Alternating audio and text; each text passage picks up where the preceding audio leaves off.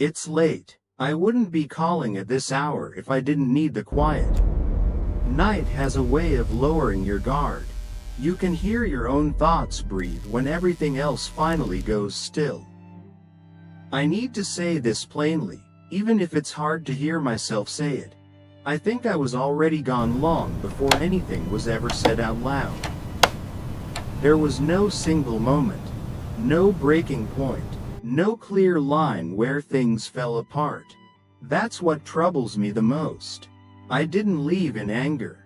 I didn't leave because of a fight or a wound I could point to. I left slowly, quietly, almost politely, and for a long time, I told myself I was still there. I went through the days the way a man goes through a checklist.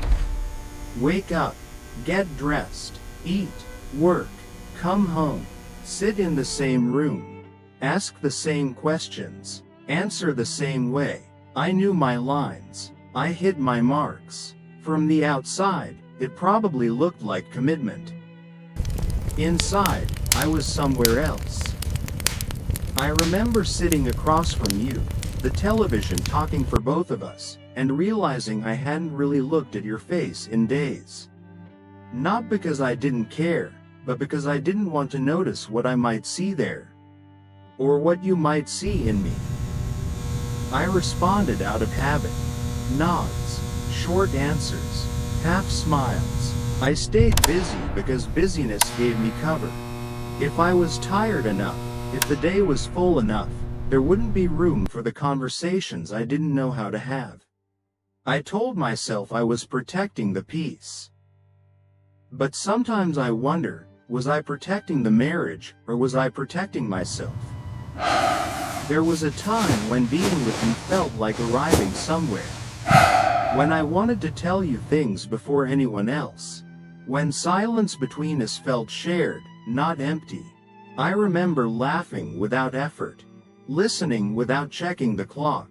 Feeling seen without having to explain myself. I don't know when that started to fade. I only know I noticed it after it was already gone.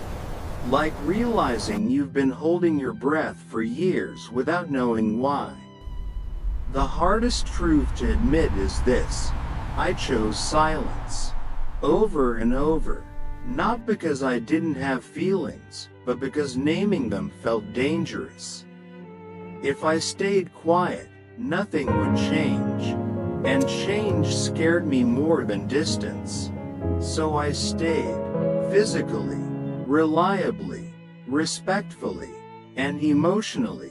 I slipped further away. I see that now. I feel guilt, but it isn't loud. It sits heavy instead.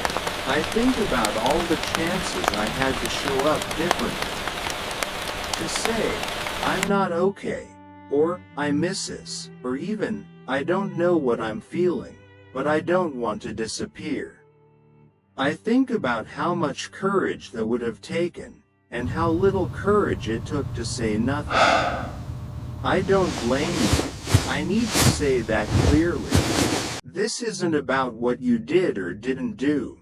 This is about the slow erosion that happens when one person decides it's easier to endure than to speak. I don't have excuses, only understanding, and it came too late to be useful. What I've learned, too late, maybe, is that a marriage doesn't always end with a door closing. Sometimes it ends with two people staying, while one of them quietly leaves. Sometimes it ends without permission, without witnesses, without words strong enough to stop it. I don't know what comes after this understanding. I'm not asking for anything. I'm just standing in the truth of it for the first time, without trying to justify myself. And maybe that's all this is meant to be. So I'll leave you, and anyone listening, with the question that's been keeping me awake tonight, not as an accusation, not even as a warning, just as something to sit with. When love grows quiet, are we being patient? Or are we slowly choosing not to show up anymore?